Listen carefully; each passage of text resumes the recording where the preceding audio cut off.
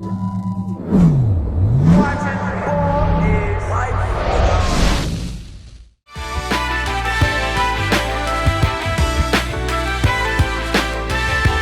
everybody to another episode of the In the Paint Show, episode 115, presented by Ballislife.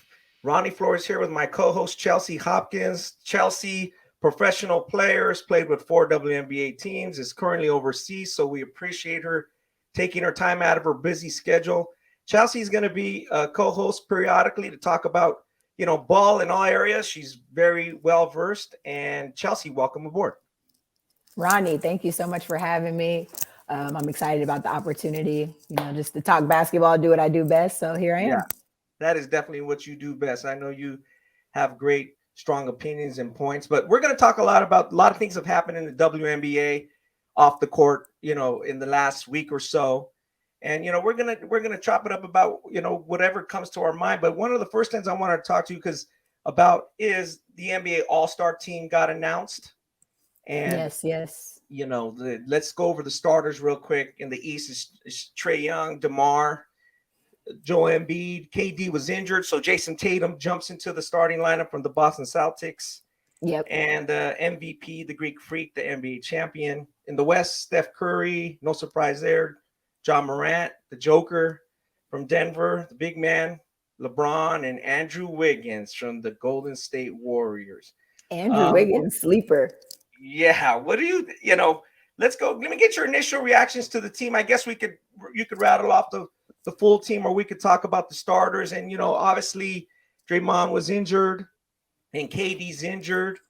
So the guys that were added were Melo Ball and Javonte Murray. I'm saying his name wrong. I'm totally DeJounte Murray, my guy from Seattle, so from the Spurs. So obviously 2 young guys got added. So what's your initial reaction to this year's All-Star team?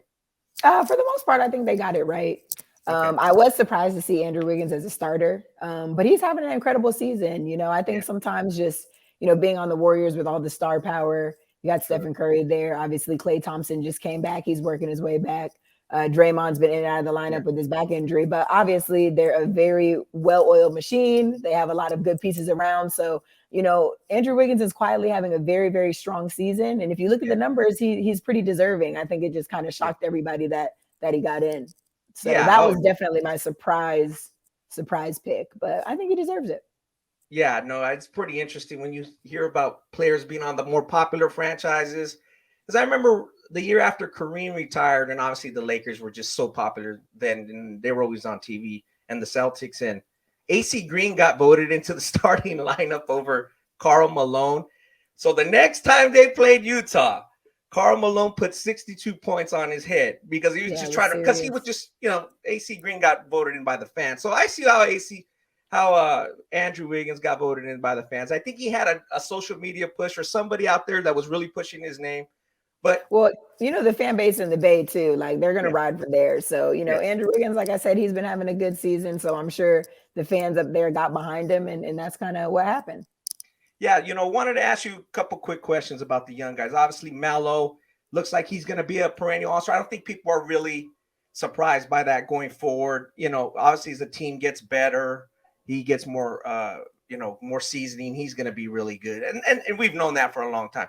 I think Anthony Edwards is going to be, a good player, even though he didn't get in this year. I think eventually he'll be a perennial all-star. He's just so explosive and so good. I mean, absolutely, offensively, he's incredible. Yeah, sure. I followed him for a long time, and that's not a surprise either. But wanted to get your hot take on like a second-year player or rookie. Who do you think down the line is going to be a multiple all-star that's not on the radar this year?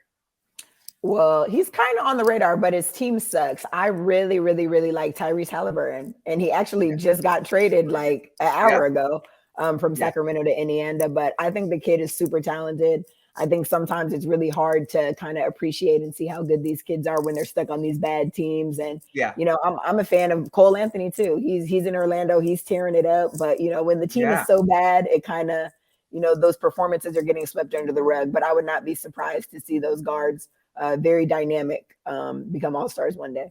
Yeah, Cole Anthony, obviously Greg Anthony's son. It was very interesting to me when Jalen Suggs got drafted there. And I said, well, how's that going to work out with Cole, and you're drafting another young guard. So obviously they're good. They're going to make it work, or they have a great asset if they want to move Jalen or something like that. They have a great asset on their hands. Yeah, I think sometimes too, when you're drafting, sometimes you just take the best available. It's not even always about what's the best fit for you. Sure. Obviously, if you're in the lottery, you're not really Yeah. a great team anyway. So you just kind of want to, stack up on just talented players. So I don't really know if they'll be together long term, but both are very talented. And Jalen's kind of coming into his own. He had a slow start, but he's doing good. Yeah. Wanted to get your take too on the Melo situation with Wiseman and the Golden State Warriors. If Golden State wasn't turning it around, if they weren't one of the better teams, maybe in the title hunt, would everybody already be on their head for not drafting Melo and having Wiseman, or is it just they went big and they have some guards and they're playing good anyway, so who cares? I mean, I think that they went with a need. I mean, Melo Ball is incredible. I'm a fan. He's big time. He's showtime. He's exciting to watch. He's flashy. He backs up, all the trash that he's talking to most of the time too. But for the Warriors, like you have Steph, you have Clay, you have young guys that you drafted in Jordan Poole. They have a lot of talented depth, I think, at the at the guard spot especially, and also it's such a system over there. A lot of those guys are shooting threes, and just Steph is running off all kinds of screens and kind of being you have Draymond as the orchestrator. I don't really know if LaMelo necessarily fits that, and I think sometimes they get caught up in playing small ball, and we've seen the Warriors have drop a couple games just from being an undersized team. So I think Wiseman, even though he hasn't been available. He's big, he's strong, he gives them some actual, height and on the roster. So, I think they ultimately made the right decision. It's kind of hard to say right now because Wiseman hasn't been in the lineup, but long term, I know they plan on having Steph there forever, Clay there forever, Jordan Poole's up and coming. They have a lot of, talented guys that fit in, Juan Toscano Anderson, guys like that. So, although I think it wouldn't have been bad to take Melo, I think they didn't really need him. I think they had a better fit with Wiseman. Yeah, exactly. And you never know. They may need him down the line just to grab a few rebounds, block, take up some space. You never know.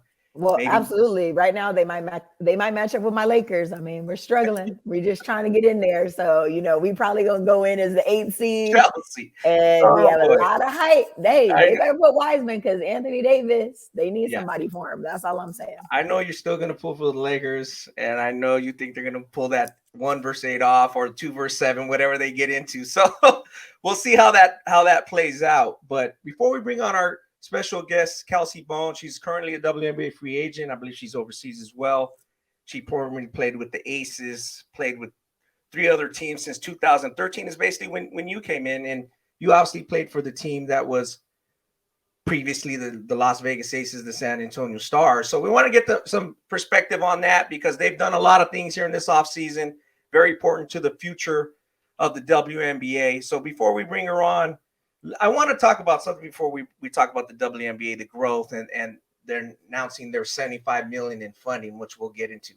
Tell me about Caitlin Carr from Iowa, Chelsea, this young lady from Iowa.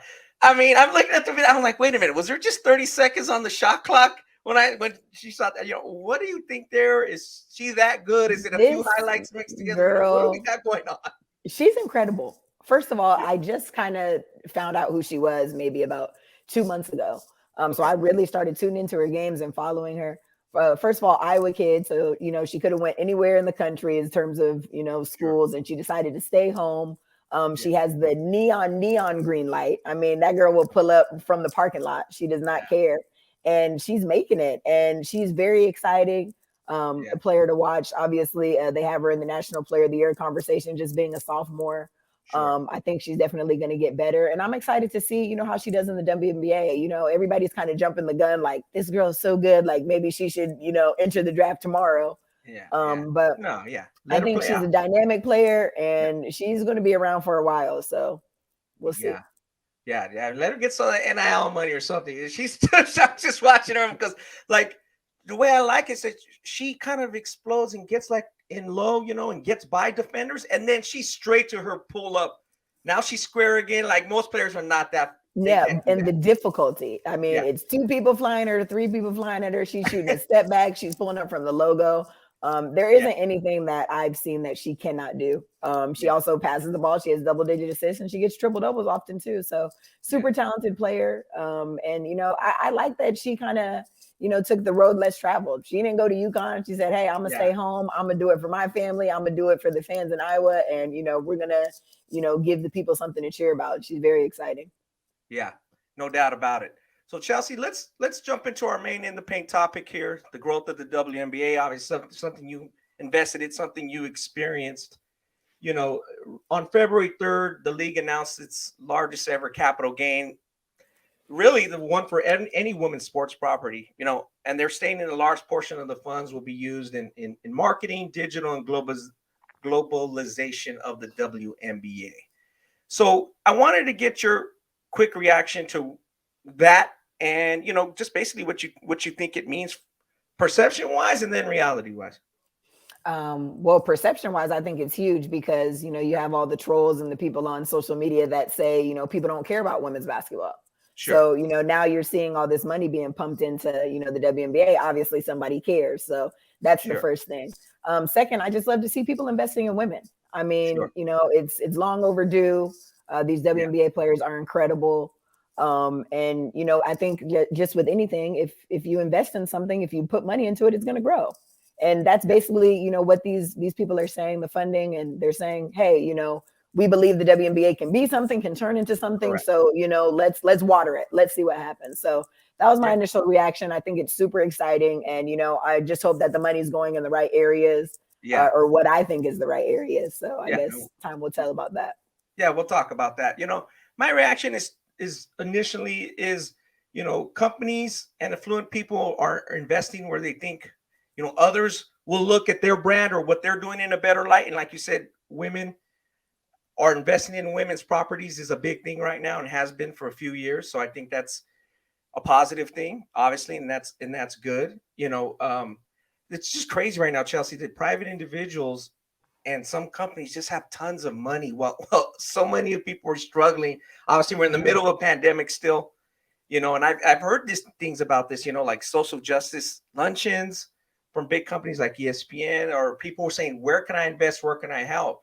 So I think this is one area that they've chosen. And obviously it's an important area. Hopefully it trickles down to other women, even women that just aspire to play in the WNBA and then do other things. Maybe they go to college because of it. Maybe they get involved in women's sports and other jobs, helping other kids. So to me, it's more than just the 12 times 11 girls that are playing in the league, the 130 girls or 140 girls or whatever. It's more about the whole just as a young kid saying, hey, I want to be that, I want to do that, I want to look up to that. That's kind of what I like about the girl from Iowa. She's like, oh, I grew up watching Maya Moore, or I like Maya Moore's my idol. And I'm just like, that's good. Like, keep saying that.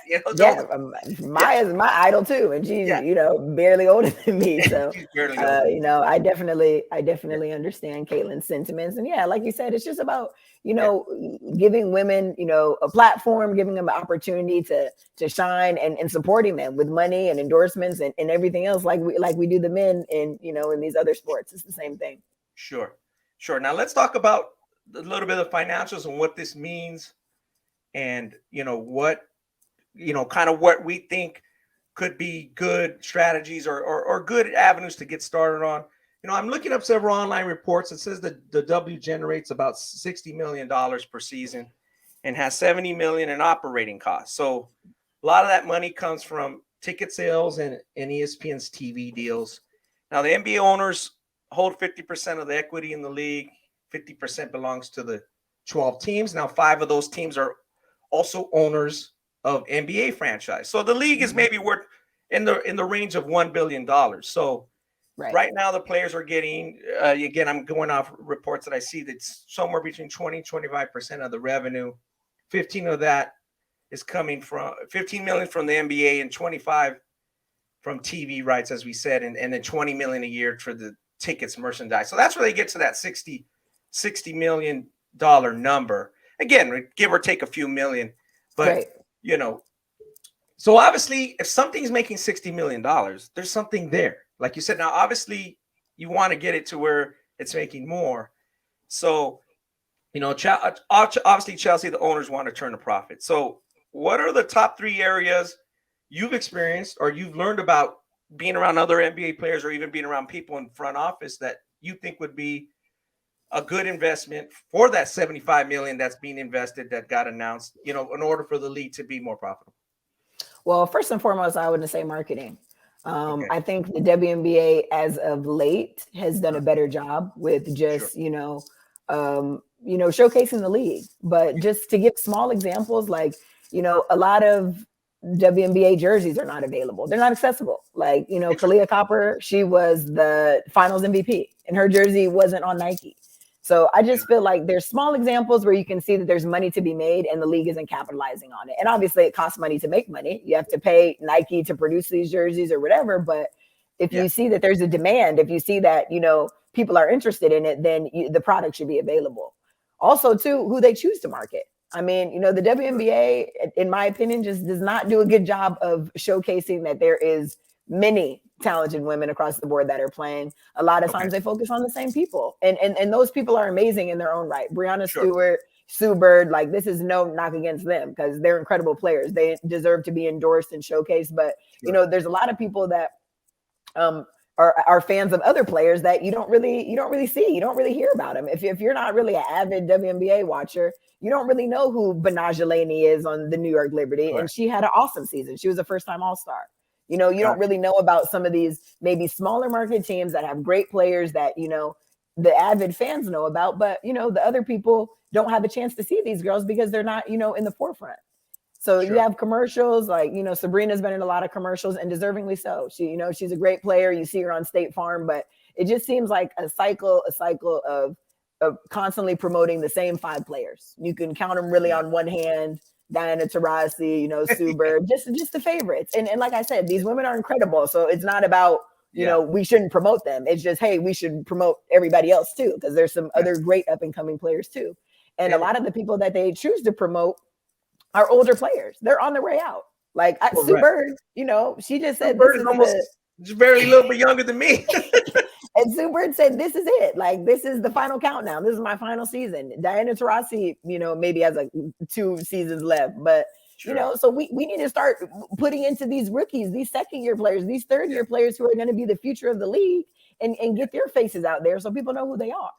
Correct. And then they know who they're watching. Most times you can, you say, hey, name a WNBA player. And people go, Lisa Leslie. It's like, hey, Lisa hasn't played in 100 years. You know what I mean? So yeah. Correct. If you ask Joe Blow, if you ask me, I'm going to say Diana Taurasi. I'm going to say Lisa Leslie. You know what I mean? So I think that's just visibility, honestly.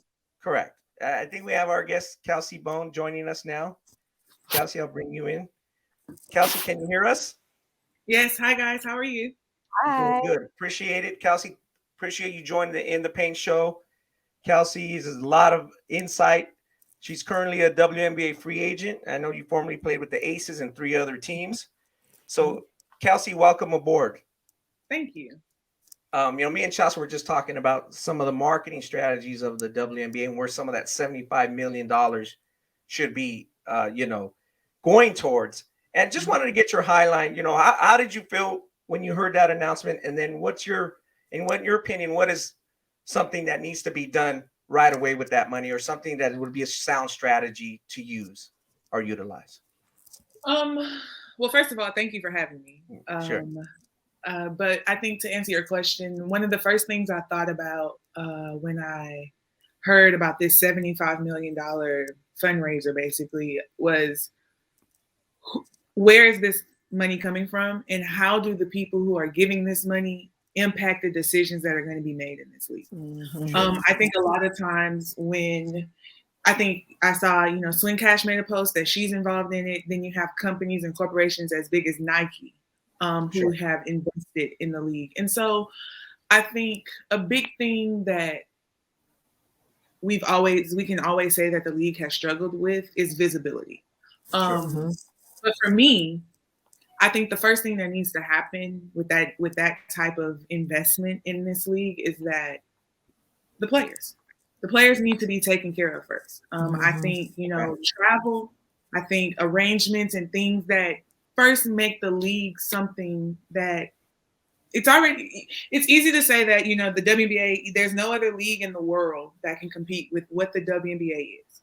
But when you have so many gripes and complaints from your actual players, I think the first thing you have to do is listen, which they have.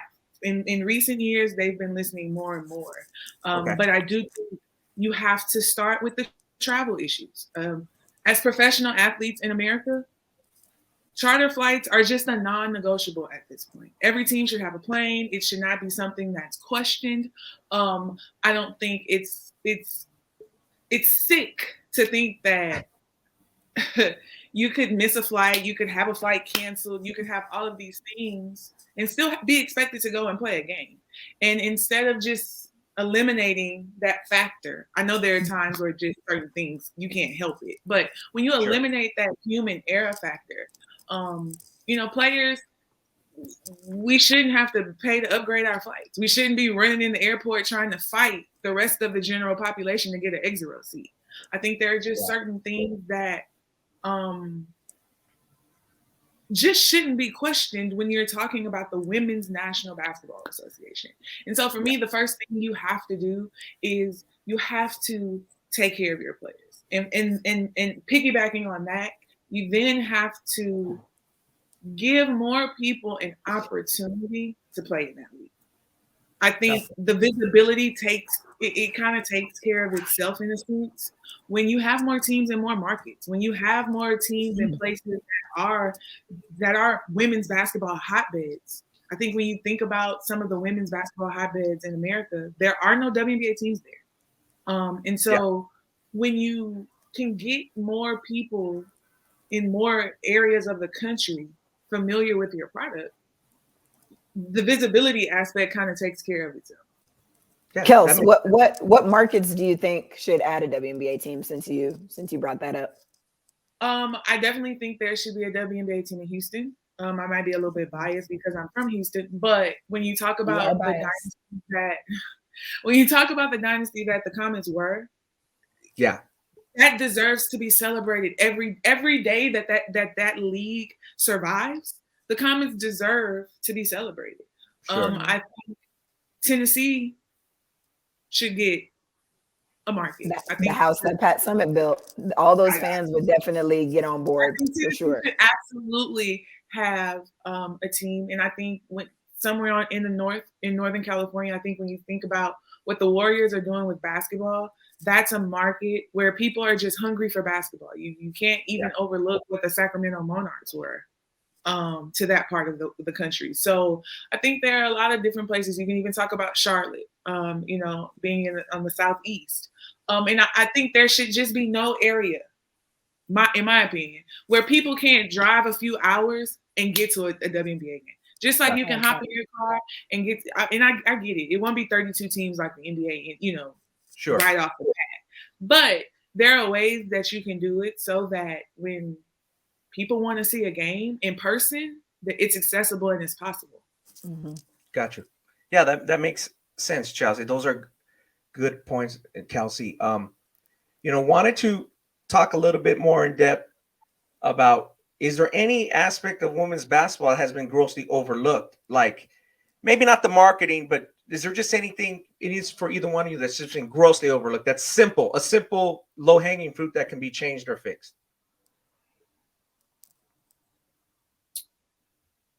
I think for me, the game itself. Okay. I think a lot of times what people don't understand about the women's basketball side of things is it's not really about talent in a lot of instances. Okay. Who do you know? What school did you go to? It's kind of a who's and it's a popularity contest pretty much. A lot of times talent doesn't always play a part in these stories that are being told. And so for me, what I believe is that if we let the talent take care of itself and let those stories be told organically, like whoever it is, not just because, for example, we know Breonna Stewart's story. We know it.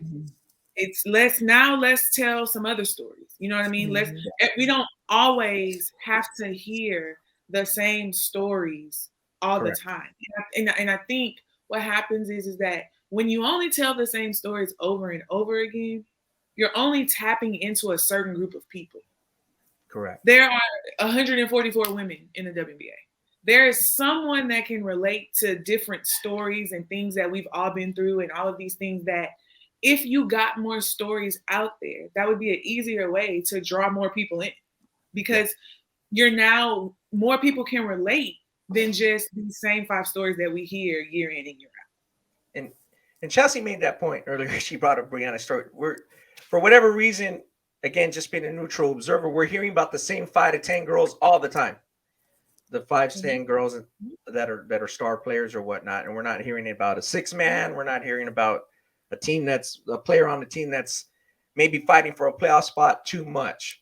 So I think that's a great point. Mm-hmm. And I want to get your guys' opinion as players and as people who play in the WA, have played in the WA, and are fighting for a piece of the action, so to speak. If there's 144 girls in the league, how many good girls or women are out there that can play in the league? Is the number 300? Is the number 400? Or is it 1,000? How many girls can really play hoop out there? That's like, this girl can get a chance. She could play spot minutes. I think it's a lot. I mean, I can't even really speak to an exact number, but like if you go overseas yeah, absolutely. You go overseas, there's a lot of girls that are super talented that, never got any opportunities and that are hungry. And that's the thing that I think that the WNBA doesn't really tap into like it needs to. I was talking to Kelsey about this previously. A lot of times the WNBA is looking at, okay, who goes to UConn? Who goes to Tennessee? Who goes to, South Carolina? Who's up and coming in the draft? But there's some girls that maybe, went to, mid-major schools, have been overseas, played in Europe for 2 to 3 seasons, and they're out here getting to it. And they really might add more value to a team than a rookie that's fresh out of college because they have 3 years of Euro Cup or EuroLeague under their belt and they're super talented. So I think that you'd be surprised. And obviously with anything, everybody can't go. Like even the NBA, like it's limited to a sense. There's obviously way more teams than WNBA, but it's limited too. Like, and it's hard to tap into. But my thing is, I just don't think the WNBA does a good job of kind of exploring what other talent is out there because obviously it costs money to do so. You don't really hear too much about WNBA coaches hopping on planes and coming to Europe and saying, every now and then you have, a great European player that they might check out, but there's a lot of talent out here. So I think it just kind of gets swept under the rug because a lot of these teams know, well, hey, maybe they go looking for something, they actually find it, but they don't have a roster spot. And hey, can I get rid of this girl who, played for UConn or played for wherever? Like sometimes it puts them in a rock and a hard place. Or hey, even better, I've been in situations where I came into camp as a free agent, undrafted, and I felt like I took somebody's spot, or the players around me felt like I took somebody's spot. But hey, that girl's the number 9 draft pick, so you can't really take her spot. So that's kind of just how the situation works a lot of times. But there is a lot of talent. And that's why I'm glad that we're kind of starting to see, other people trying to give other avenues to showcase women's basketball talent. Like look at the Athletes Unlimited League that just started in Las Vegas. There's a girl who just got a WNBA training camp contract just from having those performances in those scrimmage games. I believe her name's Taj Cole. Good dynamic guard, young guard, 24 years old. And she just signed with the Connecticut Sun, all because she had an outlet to show people, what she can do. And the funny thing is it goes back into what I'm saying. She had to be seen, on U.S. soil in a Las Vegas league to be found. Meanwhile, there's a couple other Taj Coles that's, in Spain and Poland, and you just don't really know about them because they're not around. They're not visible.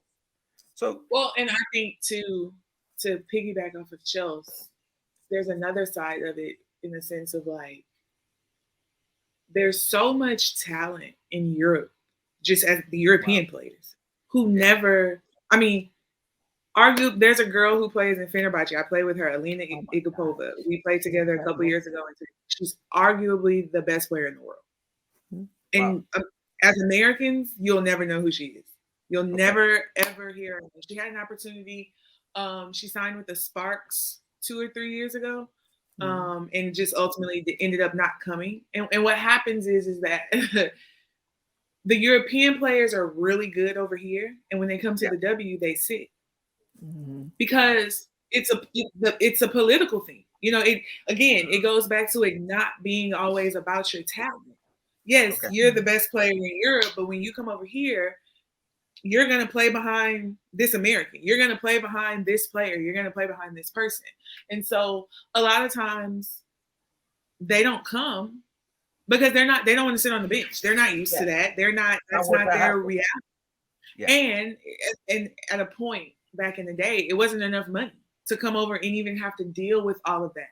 So I think expansion will help that. I think more teams, obviously that'll happen with that. When you have more seats, then more bodies can be in those seats. But I do also think that more stories. I mean, that's always been my thing with the league, only because you talk about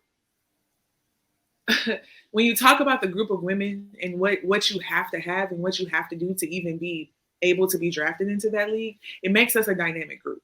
I mean, you have to have darn near a college graduate or pretty close, because we don't leave early and do all of those things. So like you have to, you got to go through some stuff and experience some things to actually be a part of that. And I think one thing about us that's overlooked is the time we spend outside of the country.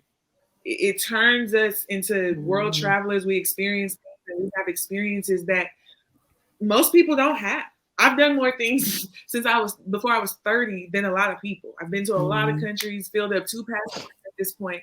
And so we all have different stories to tell and different things that we've been through. And so when you can showcase that and you can broadcast that to people, I think it helps you grow your brand and your product, and it brings more people in, which is always the goal. Gotcha. Yeah, I think if you guys, as a group, if we start looking at the scouting, like you said, making that more aware of who's doing it, make it prestigious. Like on the guy side, my friend, he's a buddy of mine, and he's been a guest on my podcast. He's getting very up there in age, and he's known. His name's Brick Ettinger. He's from from back east, and he saw Michael Jordan before any other scout. That is well known. Like. And it's the same thing could be who saw Sue Bird. How did this person get to the league? What college? How did she get to that college? Like the whole group, maybe it'll happen over time. Like that needs to be prestigious and well known. Like who are the well known scouts? Who watches these high school girls and start building the story then? Because like I said, Brick is an elderly man and he's not doing too well. But like everybody knows that he went to see Ben Simmons' dad.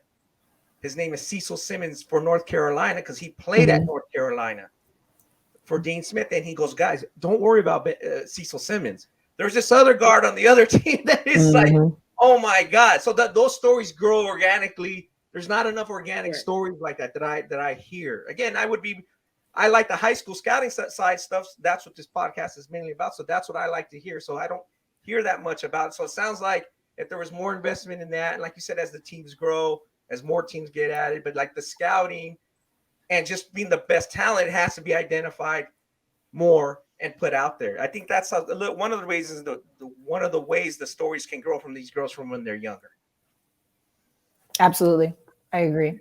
Yeah, because you hear about the college accolades of a player, but that's after, almost as they're doing them or after, not like predicting or hey, who's the number 1 player in that class? Who's the number 2 player in that class, etc. So, Kelsey, wanted to change the subject just a bit because my friend Bob Gagan, again, we're talking about older gentlemen. He just passed, and he founded the McDonald's game. He just passed at 87. He came on episode 55 of the In the Paint show to talk about the passing of Morgan Woon, who was a legendary coach, who was the selection committee chairman for the McDonald's game. So, Kelsey, wanted to get your fondest memories of being a McDonald's All-American. What do you remember most about the game in Miami? I want to age myself, but that was so long ago. But for me, it's funny because that was like, it was the best of times. It was the worst of times. Yeah, I was actually the player of the year, the McDonald's player of the year that year. And at the time I hadn't committed to college yet. And so they asked me to commit at the game and all this stuff. So it turned into like this whole big deal. Well, there was kind of a rift between my mom and I. She wanted me to go to Texas A&M. I wanted to go to South Carolina. So like it just was and now here we are. We're in Miami. I have to make this decision. We've been arguing about it for months. And we still aren't on the same page, but I'm adamant that I'm doing this and I'm not listening to my mom. And so my and my pressure and everything was just like, you know, I'm supposed to be enjoying this time and playing in this game and all my hard work over the years. Like this is what it was for. And I enjoyed it. But the one thing Miami, that memory is always about like that decision and my mom in my hotel room crying, begging. And I'm just like, no, mom, no, I'm not doing it. I'm not listening to you. You're wrong. She ultimately was right. She was right. I was about to say that. I always have to give her that credit. But for me, that game as a 16-year-old girl at the time was like the best thing I'd ever done. You know, to have all my hard work in a 6-year period kind of come to a point. It's everything your dreams are made of. I think when you start as a young basketball player, when you really start to take it serious, the first thing you start to hear about is the McDonald's game. That's kind of the first goal you write down when you're you pick a shoe team to play for and all that stuff. That's your first goal. And so I still remember the day my high school coach told me I was going to be one. I still remember a lot of things that were surrounding that because, again, like at that point in my life, that was the climax to my little career at the time. So to have that happen and to forever be a McDonald's All-American and be a part of that history, it's something that I do hold near and dear to my heart because not everybody gets that opportunity. Yeah, no doubt. I do remember that game a little bit. I'm starting to get some picture of that story. I think, like you said, you won the Morgan Wooten Award as the Player of the Year. And I kind of do remember the commitment or that being talked about. Well, you know what I remember most about the game is Sugar Rogers hitting 2 deep threes. And she was having the time of her life. She hit 2 deep threes. I was like, did she just shoot those? I was like, knocked them down. Got a lot of them moving forward. Yes, she did. Yeah. Speaking of Sugar Rogers, incredible story. She has a book out that people should, learn a little bit about her history and that's one story. You know what's funny? I'm so happy that you guys mentioned her because that was one person I was thinking about earlier. That was a story that was told, but it wasn't told in the right, like everybody else's story. I think Suge has one of the most unique stories in the fact that, her parents died when she was young. She experienced a bout with homelessness. Like Suge's been through a lot and has persevered. And it's not a story that we heard enough about. Sure. Mm-hmm. Yeah. Yeah. I know the background a little bit because I followed her and I was at the game. And I do remember, she had a dynamic personality. She was happy. And she hit those 2 shots. And I remember a few other plays. I remember Skylar Diggins had a steal late to get her team back in the game and won. I vividly remember that. But yeah, you're right. I know that she has a book out. I saw it on her Facebook page. But yeah, I would like to know more about that or what, whatever team she's plays for. Did she play for the Mystics for a while? Like, is that on a pregame show? Is that at halftime? She was in DC. Yeah. She was in New York. She bounced around a little bit, and then she finished with the Aces, and now she was on their coaching staff last year when Bill Lambier was the head coach, but now Becky. So hopefully she continues with them. But she basically just kind of did that transition right away from player to coach. Yeah. Wow. So, a shout out to Bob Gagan. He passed. I'm glad he had the vision to start the game. He first started the Capital Classic, which was in DC, 1974. Then he told McDonald's, hey, let's take this national. And they added the girls game in 2002, which is now 20 years they've had the girls game. So that's pretty awesome. I hope they keep celebrating it. Maybe have a 20-year anniversary team or a 25-year anniversary team as they move forward.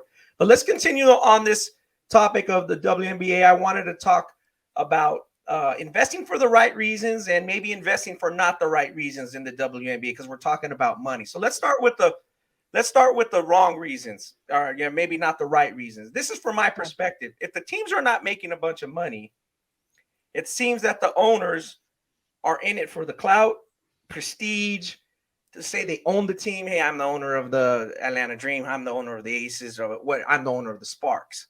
You know, it becomes an ego thing to me a little bit, or maybe you're using that for public service, public figure.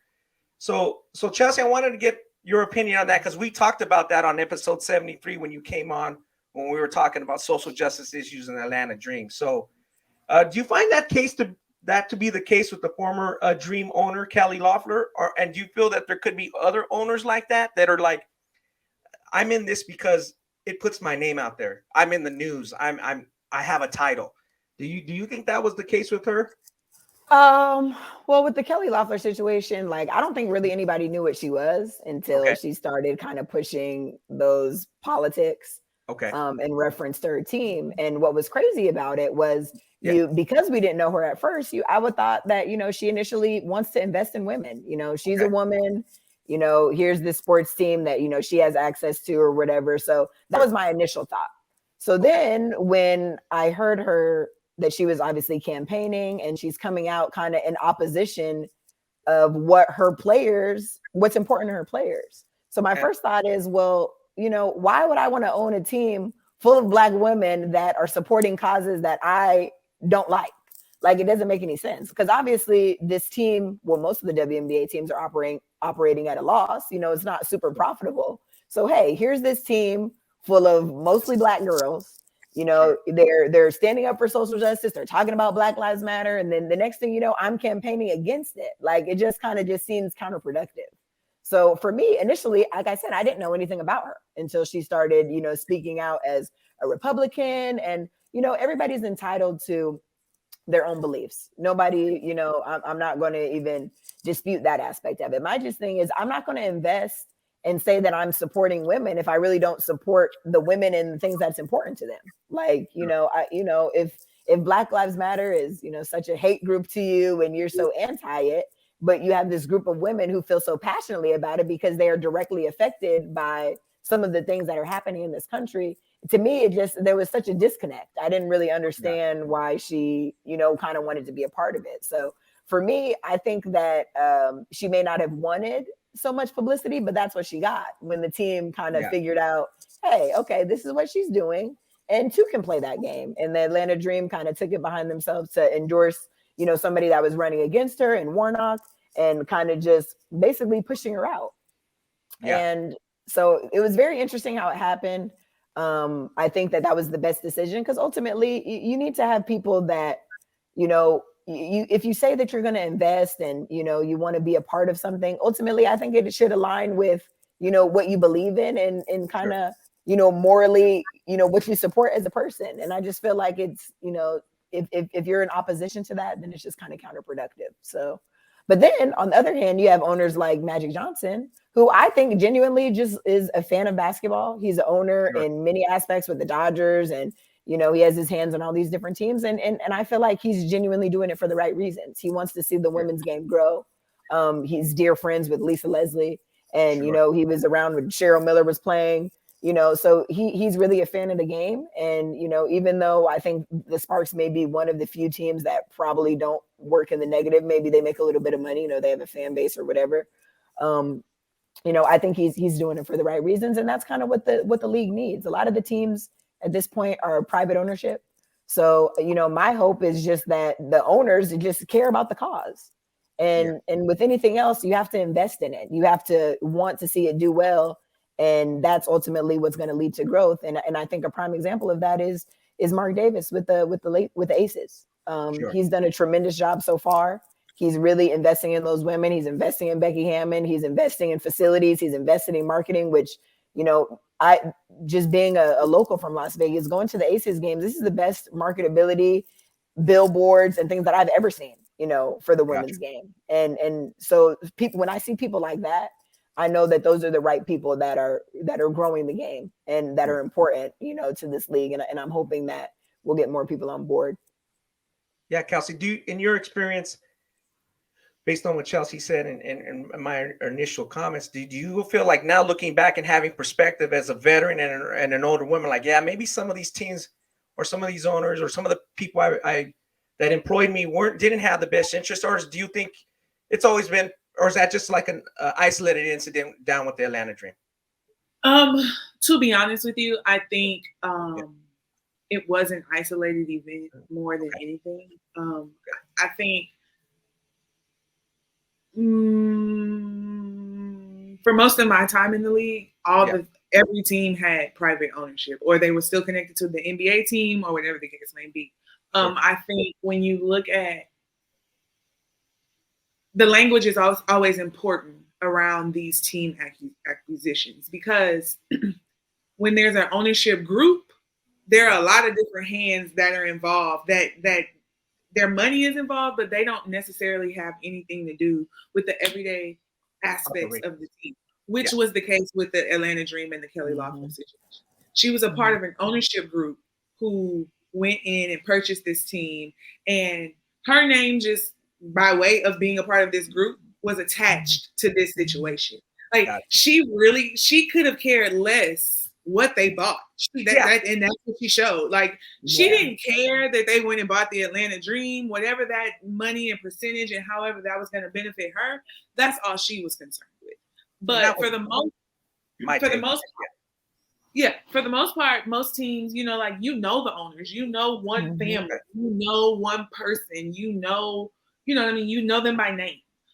So it's really, what I can say is that when you're talking about teams and when you're talking about the league, you're always talking about kind of two different things.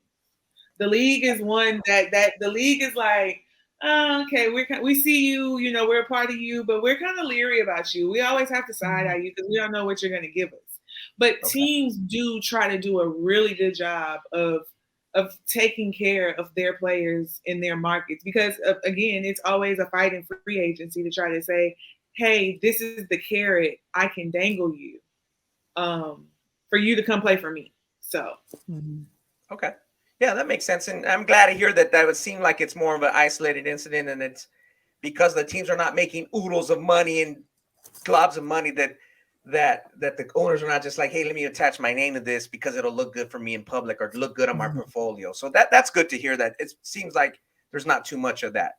So let's talk about. Go ahead, Kelsey.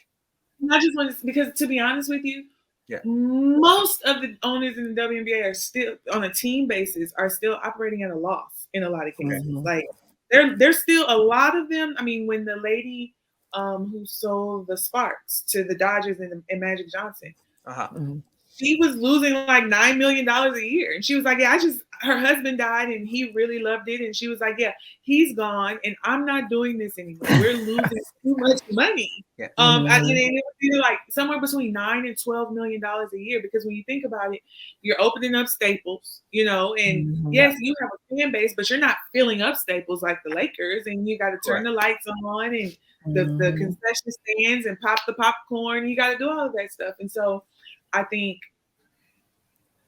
for the most part, it's a passion for those owners. They have, they've been doing it for so long, or they got into it because of this, and it's become a part of their life. Because for the most part, a lot of teams still do lose money. Yeah, and that makes sense. So they gotta be doing it for the right reasons. So let's talk about that and the right reasons. Mark Davis, as you mentioned, Chelsea, the owner of the Raiders and the Aces, comes from a background with the Raiders where they had an alumni program. So he did the same thing for the Aces, even for the players who played for Utah or San Antonio, which includes yourself. Yeah. So in June 2021, Chelsea, you were part of that Aces alumni weekend. How did that come about, and how did that make you feel when that happened? Okay, well, so I played for San Antonio Silver Stars as a free agent out of college, out of San Diego State in 2013. Sure. So I was home this past summer, and I got a call from Nikki Vargas, who's actually the president of the Aces. She took over them after having a long tenure at LSU as the head coach. Now she's working with the Aces. I got a random phone call from her. She's like, hey, this is Nikki Vargas. Like, do you know who I am? And I'm like, sure. She was like, yeah, like you used to play for, the San Antonio Silver Stars, and, the team is now the Aces, and we just kind of want to honor players of the, of the past. So I told her, I said, oh, that's all nice, but I only played for you guys for like 5 minutes and for like 5 games when Danielle Robinson got hurt, back in 2013. So I'm just like, it's very nice that you're calling me, but I think that there's other people that you can call who actually gave a little bit more contribution than you did. So I was, very happy to be recognized, but I also thought it was strange because I'm like, yo, this was 1, a long time ago. 2, I didn't really play for real. And, it was just kind of random. But, she said, hey, we appreciate everybody that had a hand in this organization. We don't care if you played 1 minute or 100 minutes. We just appreciate the women that have come before the group of women that we have now. And we just kind of want to honor you. So she was like, I'd like to have you and a guest. I ended up taking my mother to the Mandalay Bay. We were honored at a game. I got to meet Nikki Vargas. I got to have dinner with Mark Davis. Just kind of to share a little bit of my experience, which was a very, very short experience. But, I got to kind of just be recognized for it. And, it was very humbling, for somebody like myself who, never got the opportunity to really stick in the WNBA and just bounced around several franchises, just as a replacement player, 7-day contracts.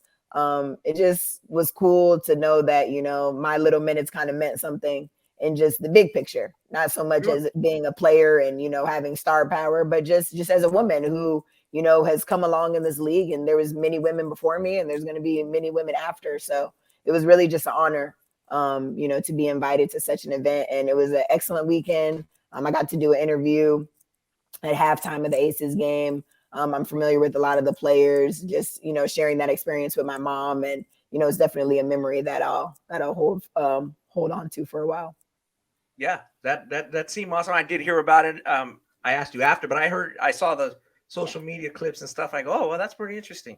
That like it gave it some value and some meaning, especially being here in Las Vegas.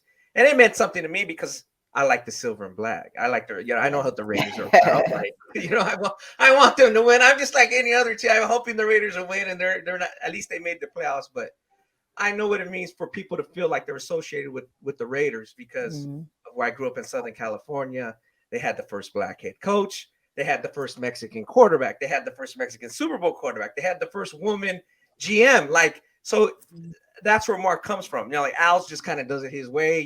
Hey, this is how the Raiders do it. So I think that's cool. If the Aces do anything like the Raiders, I'm like with it. Yeah, and that's kind of basically when I had a conversation with Mark when we had dinner that night. Yeah. He was basically saying that he feels like his success with taking over the Raiders was because of an initiative that he started where he brought in a lot of former players to just have a hand in the development of, the organization and the younger players that are playing now. So he just said, this is my hope for this WNBA team. Like, I'm going to grow this team. I'm going to put money into it. I'm going to put resource into it. And, because I had so much success bringing past players to the Raiders and having them just be a part of our community, I hope to do the same on the women's basketball side. And that's really where the whole honoring, past players kind of initiative came from. And it's been a great success. Sure. And just to give a real quick summary, they obviously opening up a 45,000 square facility. They're paying Becky Hammond, who came over from the NBA. She was hired on New Year's Eve. She's the highest paid coach in the league, $1 million a year. So, I mean, those details people know about. So Kelsey, I wanted to ask you that from your perspective. Did you experience anything close to that level of commitment in the league on any of the teams you played for? That what you hear about Chelsea saying the Raiders, and obviously you played for the Aces as well. Has there been any other team that had that type of family atmosphere or just that type of level of commitment? Yeah, I think I was lucky in my time in the WNBA. I was drafted to New York when we were still a part of the Knicks. So I got to be a part of, in the Knicks training facilities where we practice. We got to, that summer we didn't play in the Garden because they were doing remodeling or renovations or whatever, but we were out in New Jersey. And so I was always, we were very well taken care of. I went to Connecticut and we were owned, by the casino, and we played out in Mohegan Sun, and they took really good care of us there too. I left Connecticut. I went to Phoenix, again, another NBA team. Whatever the Suns have, we had. There was no drop off. Same facilities, same locker rooms, same everything. And then my time in Las Vegas was probably be best because at that time the Raiders weren't involved yet. It was just MGM, but it was so new. It was such a buzz, and it quickly became a place where, you know, it was different. You were getting things in Vegas that you really couldn't compare and get elsewhere. And so there are markets. Every market is unique to what they do for players and what their thing is and how they take care of their players. But when you start talking about Raider money and football money, and when you kind of start diversifying the ownership, it changes. It's starting to change what the status quo is for taking care of players. Now the levels are being raised, the bar is being raised higher and higher because now there's new money circulating and being involved, and now the resources are kind of unlimited. Gotcha. Yeah, you know, that definitely changes the dynamics of being associated with the Raiders or being the owner with the Raiders. And like you said, seems like a great move to have the franchise here in Las Vegas as one of the 12 franchises. Now let's talk about that because we're talking a little bit about a controversy there. Liz Cambage's controversy. Little bit of what she said regarding Becky Hammon's hiring. So, you know, the 4-time All-Star, and now she's a free agent commit to the Sparks. She made a comment about her head coach or the perceived head coach making 4 times the highest paid players and having a greater seat on a commercial flight. And she ain't going to do that no more. It's kind of what you said at the beginning of the show, Kelsey. So, you know, Kelsey, I'll ask you, and Chelsea, you could chime in. Did every player immediately know those comments were not a shot at Becky? They were just a state of the WNBA. No. I knew that it wasn't a shot at Becky. I think most players knew, but some people did try to take it the wrong way. Yeah. Well, okay. What I can say is this: there have been some rumblings since the announcement of Becky being hired that Liz wasn't happy. I don't know if it was that she wasn't happy that she wasn't involved. I don't know if she wasn't happy with who was hired, but there were just some rumblings that it was kind of already known that she wasn't going back to Las Vegas. Got you. Before she ever tweeted this. That kind of was known because like she did like, there might have been like a 10-year challenge or something on social media a couple weeks ago or something. And she posted a picture of them playing against each other in the Olympics. And like, that was the only thing she posted to acknowledge. Everybody else made a statement or whatever. That was the only thing she posted to acknowledge that Becky Hammon had been hired. And if you know Liz, she's cryptic and she loves the drama of it all. So like, yeah, whatever. So there was a I won't say there was beef or anything like that, but there was already something there in a sense of knowing that she was not happy about something. So when that statement was made, I mean, it could be said that it wasn't personal because like Becky Hammon didn't say, hey, I'm going to pay myself $1 million. Hey, that's not what happened there. So it wasn't a personal attack on her. However, she said it and then she turned around and committed to play for the Sparks. So like, maybe that was her way of letting everybody know she was going to the Sparks. Maybe I don't know, because like to me it read, I'm not playing at all. Like I'm not, because here's the thing: if you had to pay to upgrade your seat in Las Vegas, you're definitely gonna have to pay to upgrade it in Los Angeles. So like I took it as, oh, she's not playing at all. And I think Chelsea was at my house that day when it happened, and we were talking about it. And then literally 2 days later, she's like, "Yep, gonna play in LA," and it's like, yeah.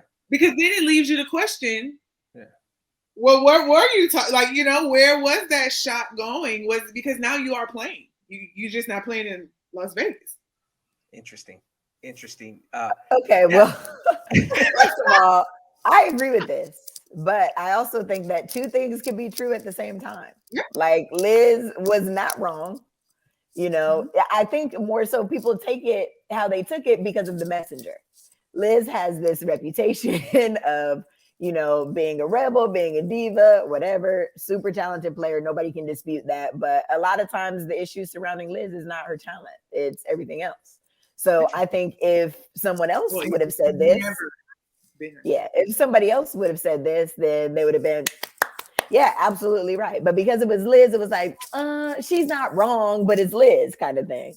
And that's exactly what happened in my opinion. But I think Liz was absolutely 100% right.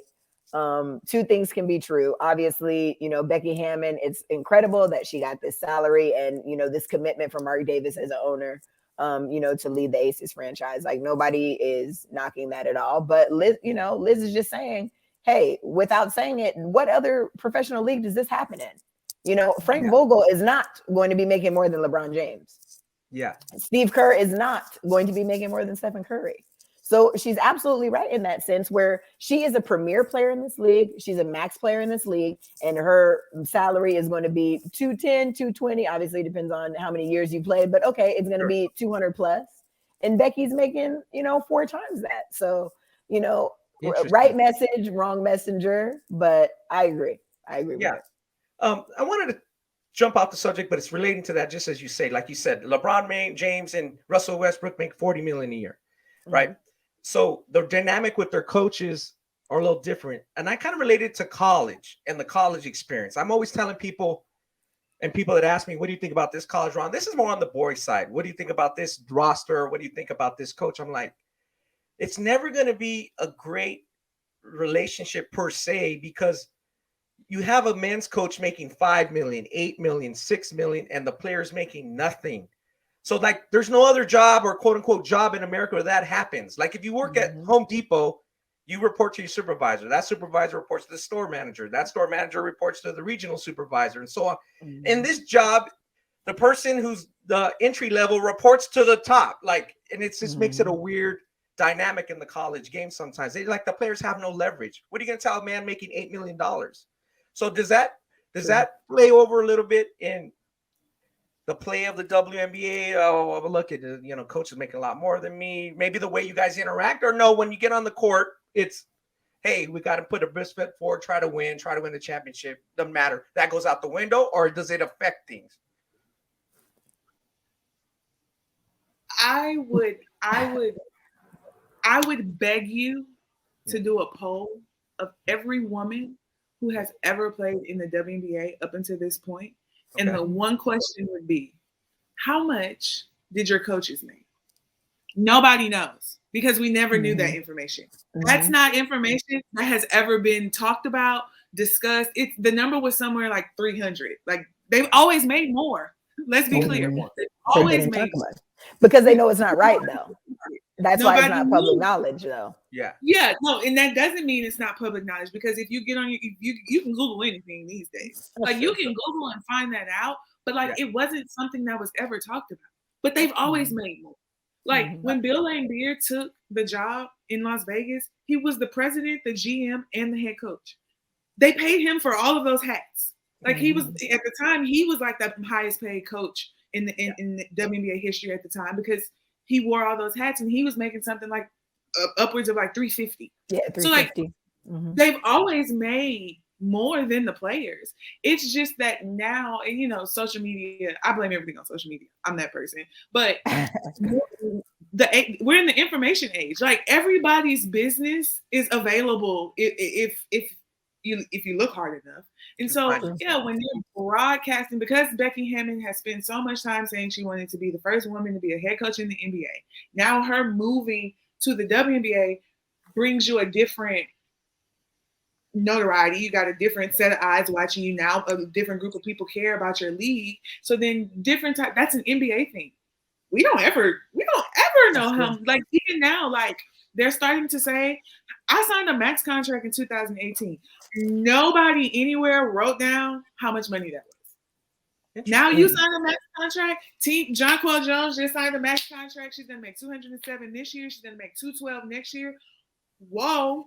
And for me, someone who played in this league, that's like a wow to me, because like, well, and in my growing up, you don't tell people your business. You don't have people counting your business. And so when I see that's a change. That is something that is changing, because the league is now becoming more visible. That to me, that's a direct sign of growth and visibility, because now people care about what that money looks like, and where is that going, and what that's.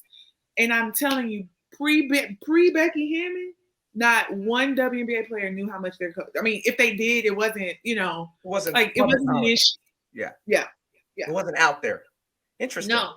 So I know that people from Houston, H-Town don't want nobody knowing how much they make. No, because I believe me and Chelsea were together again when she was the one reading me the tweet about JJ's contract, and I'm like, whose business is that? Like, people can it's just on Twitter. Somebody just randomly tweeted, hey, Jonquel's going to be making a boatload of money this year and next and the following, and here are the exact numbers. I think that raises the stakes for the girls. No, it does. I love it. Hey, you better perform.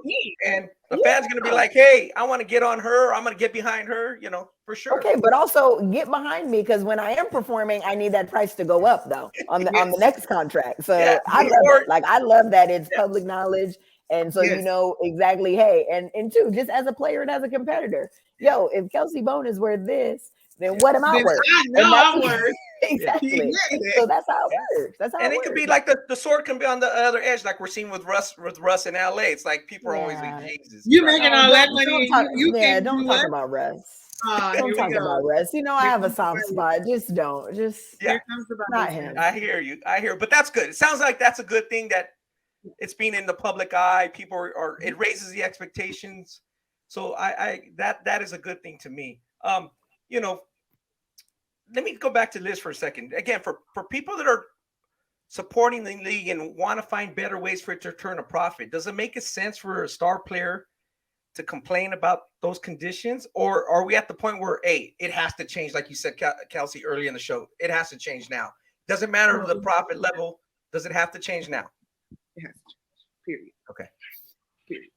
Enough, like at this point, I think, and what we have, it's funny because what the research would show is that when we take the public approach with the league, we get way more faster response. Man, like the minute we start tweeting, you go public, you start bringing that attention, you start having ESPN pop your tweets up on the TV, you start getting action. And so it sucks because we should just be able to say, hey, this is what we need. This is what it is, whatever the case may be. But it's still not that yet. It's not. And so I think because you have to make it where I'll say this, like, for example, Liz Cambage doesn't necessarily come overseas anymore. She's never really come to Europe, and China is shut down for the foreseeable future. And I don't know what her deal is after the whole thing with the Olympics and being in Australia, if she can ever play at home. There's a lot that goes into that. Cool. So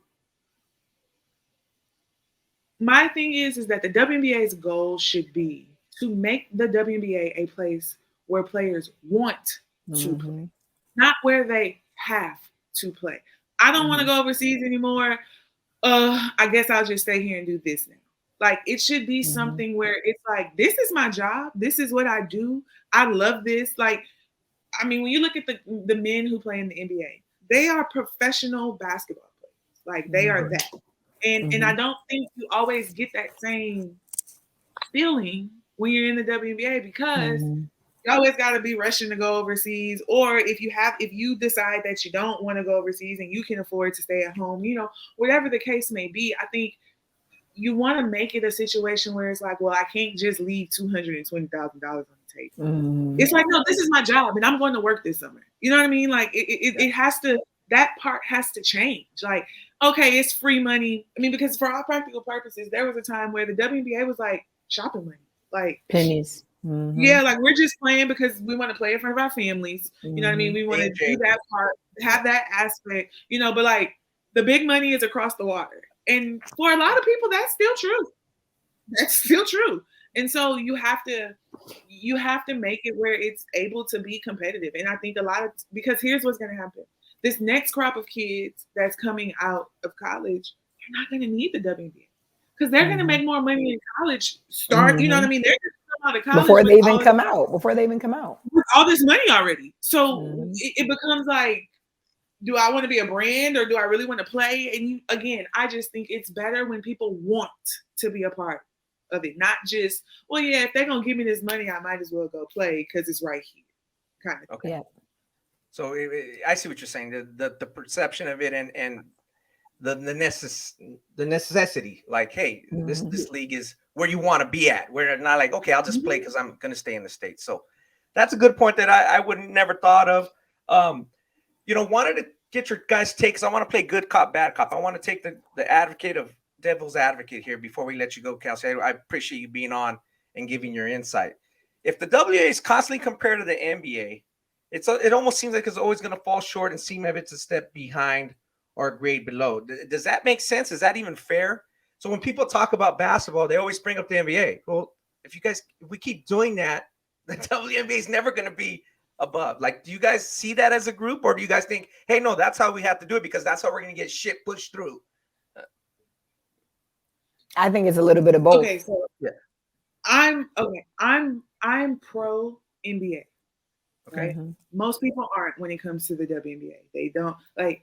I'll tell you this: a couple years ago, with the most recent CBA, the Players Association used the NFL's Players Association with help for bargaining and all of this stuff. They did not use the NBA. I think the WNBA's biggest mistake has been trying to detach itself from the NBA, and I'll tell you why.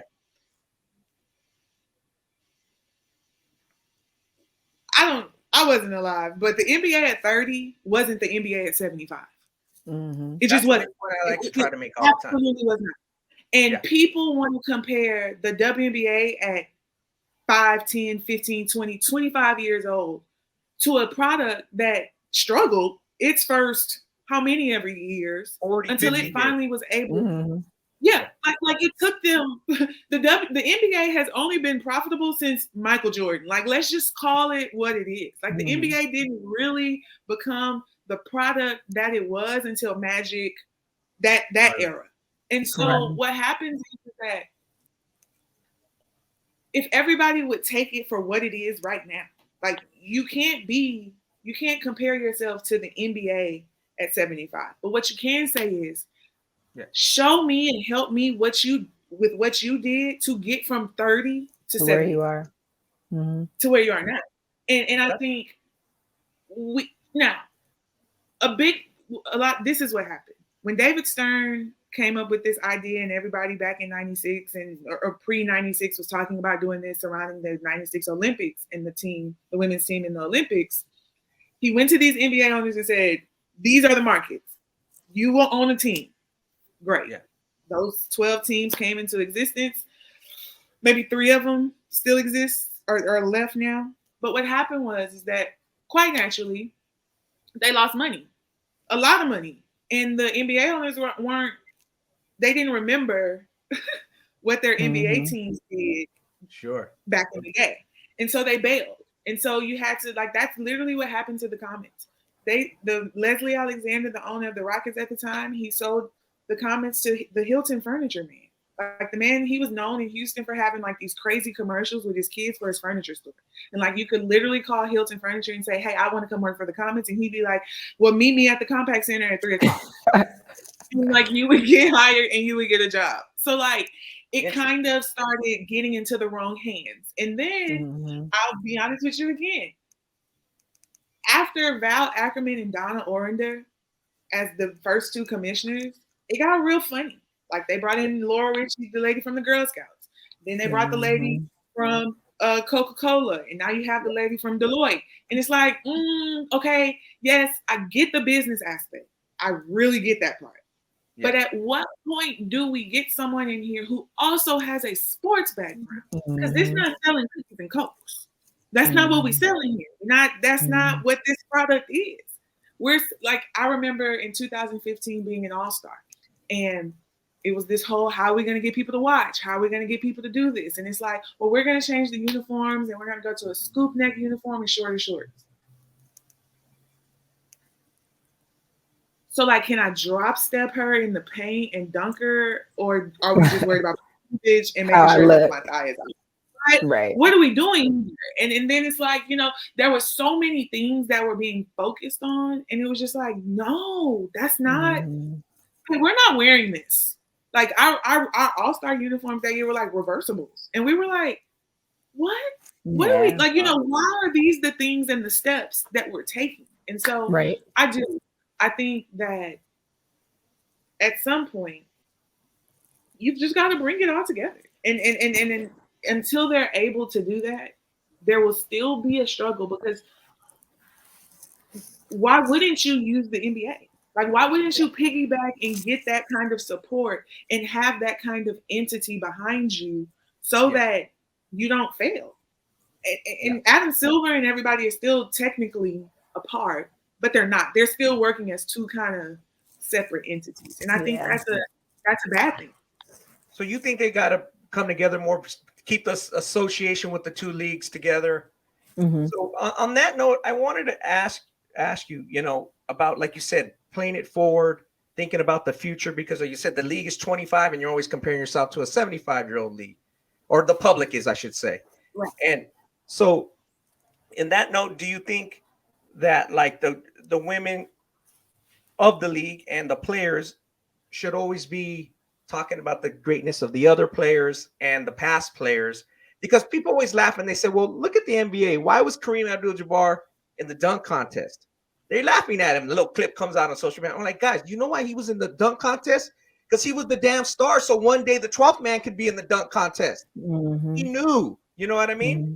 They always, that kind of thing. They always knew, like, we got to talk about the future and put our small differences aside. Because like you said, in the 60s and 70s, they weren't making money.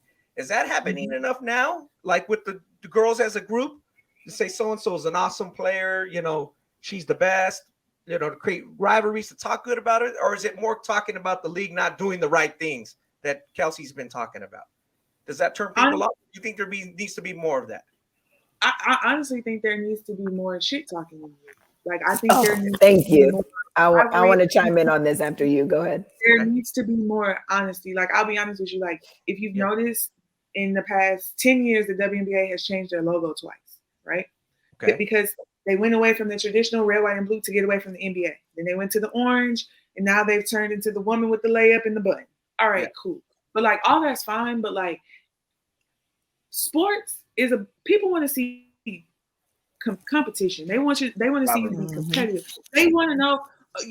Women's basketball was at its peak when Pat Summitt and Gino hated each other. Correct. That's what people want to see.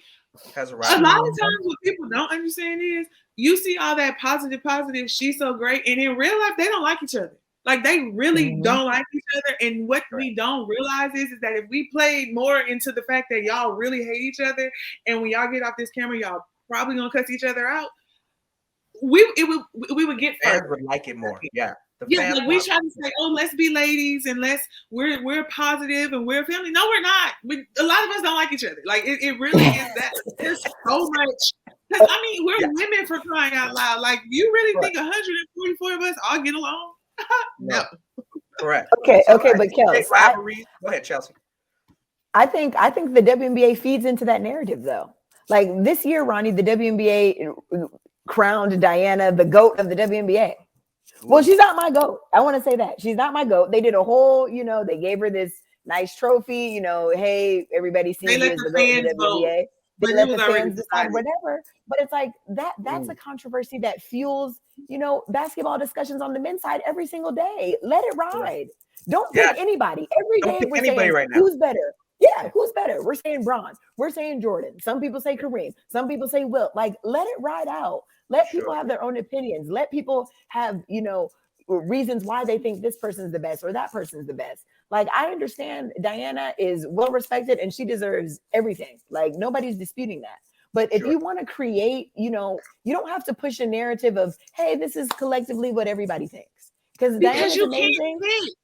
That is not something that you can pick. You want me to believe that Diana is better than Cheryl Miller? No, there's some all-time great WNBA players that never played in the WNBA. So like, we really cannot talk about that's the thing that even the old ones though. The young people don't know they don't know Cheryl Swoops and they don't know Cynthia Cooper. They don't know Diana Tweedy Nolan. There were some real people.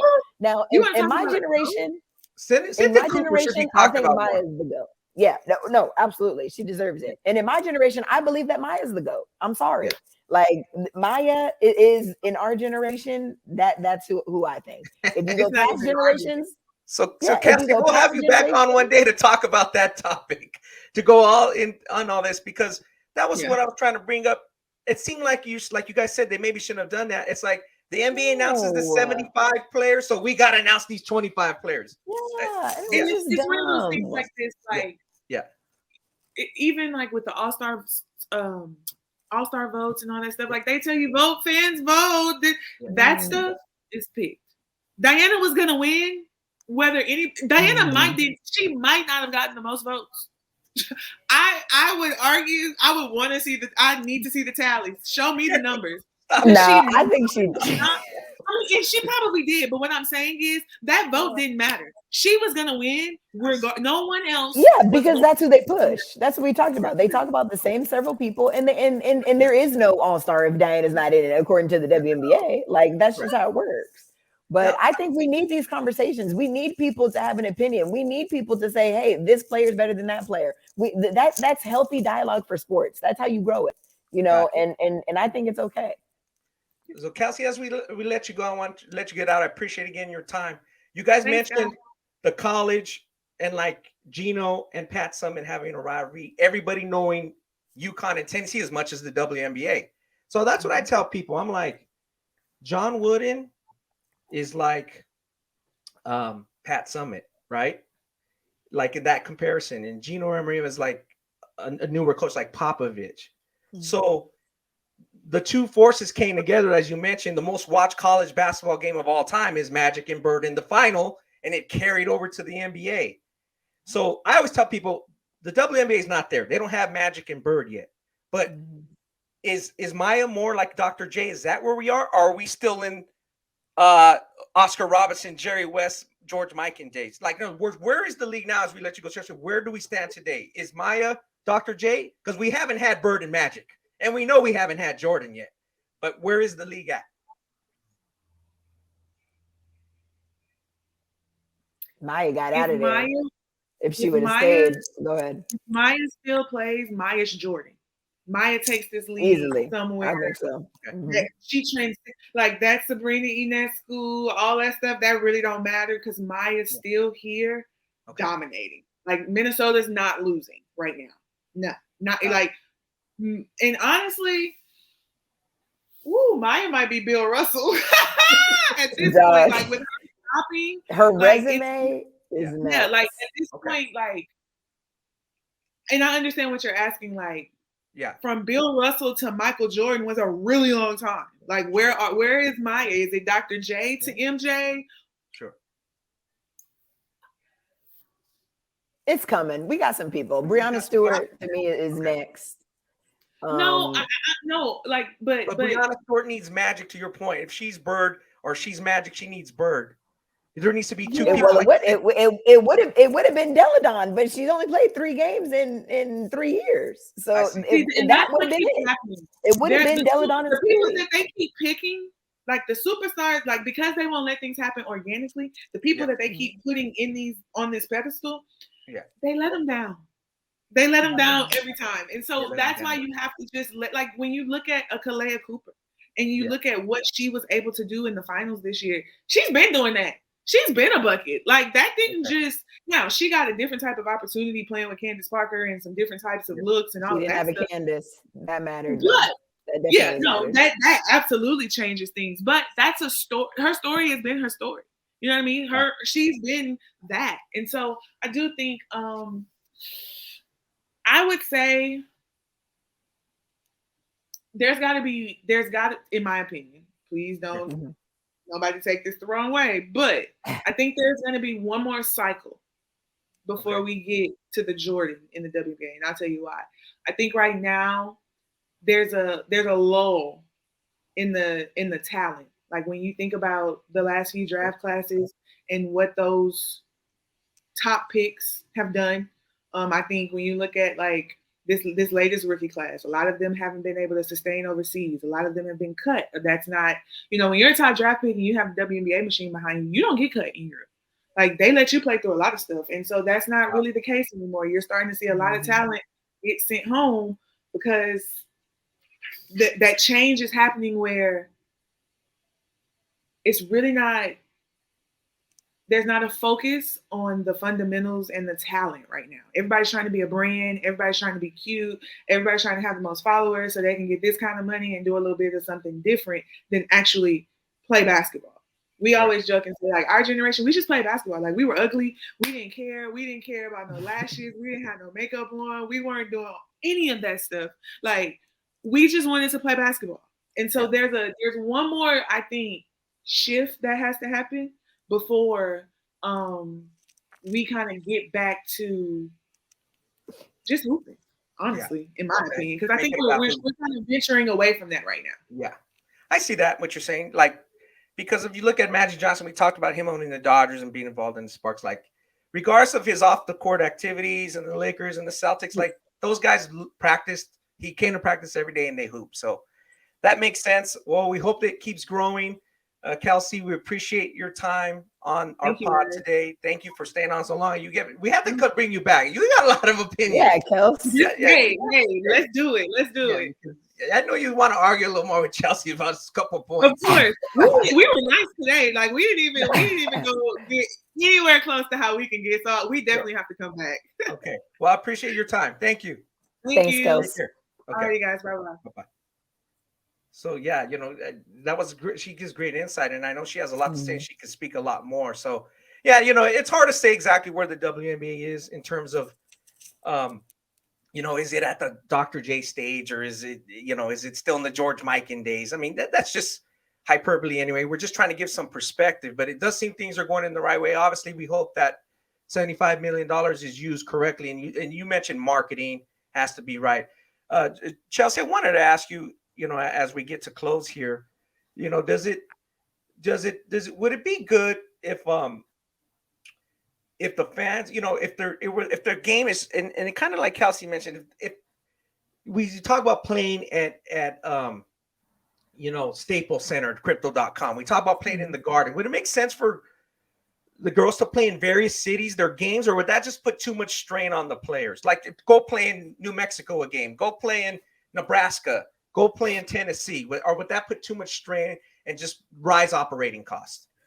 I think it would put too much strain on it at this point, especially as we spoke about just traveling accommodations. Like, it's already difficult to just go to the next city over, flying and coach on Southwest in a busy airport. So I definitely think it would put more strain on it. But I do like, how Mark Davis and stuff is trying to, keep his facilities just aces oriented. I like the partnership. If you have a partnership with the NBA team, because that means the facilities and stuff are already there. But, some of these other teams, maybe they need to create their own identity. Maybe they need to have a venue that's more intimate and, not like Crypto Arena, because there's no way at this time that a WNBA team could fill out, such a stadium. But, if you find the intimacy, you find the fans, which I believe that the fans are out there. A lot of people just, don't know so much about the product. And, that goes back to just the whole concept that we've talked about just visibility and letting people know, hey, this is what's available. This is what's out here. We have talented players. We want your girls to look up to these players. We want them to have role models, and we want to be in the community. All that kind of stuff just plays into the growth of the WNBA.